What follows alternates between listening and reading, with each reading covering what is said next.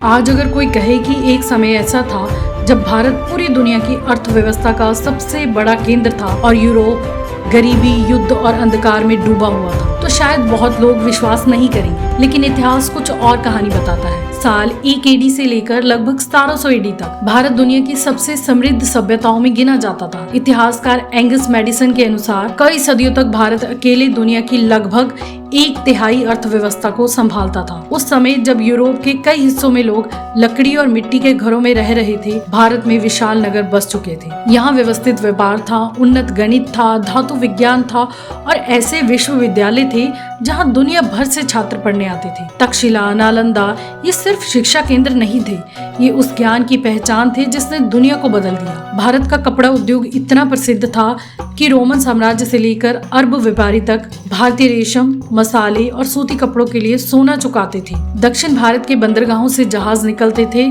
जो अफ्रीका, अरब और दक्षिण पूर्व एशिया तक व्यापार करते थे। भारतीय मसाले उस समय ब्लैक गोल्ड कहे जाते थे। और सिर्फ व्यापार ही नहीं, भारत विज्ञान में भी आगे था। शून्य का सिद्धांत, दशमलव प्रणाली, आयुर्वेद, खगोल विज्ञान, इन सब ने दुनिया की नींव बदल दी। दिल्ली का लौह स्तंभ आज भी वैज्ञानिकों को हैरान करता है। करीब 1600 साल पुराना होने के बावजूद उस पर जंग नहीं लगी। लेकिन फिर सवाल उठता है, अगर भारत इतना समृद्ध था तो फिर वह पीछे कैसे चला गया? इतिहासकार मानते हैं कि लगातार आक्रमण, आंतरिक संघर्ष और बाद में उपनिवेशिक शासन ने भारत की आर्थिक शक्ति को धीरे धीरे तोड़ दिया। ब्रिटिश शासन के दौरान भारत का विशाल उद्योग कमजोर हुआ, कई पारंपरिक व्यवसाय खत्म हो गए और वही देश जो कभी दुनिया का आर्थिक केंद्र था, गरीबी से जूझने लगा। लेकिन इतिहास का सच यही है, भारत सिर्फ एक प्राचीन सभ्यता नहीं था, यह कभी दुनिया की सबसे बड़ी आर्थिक शक्तियों में से एक था। और शायद यही कारण है कि दुनिया सदियों तक भारत की ओर आकर्षित होती रही। जिस देश को कभी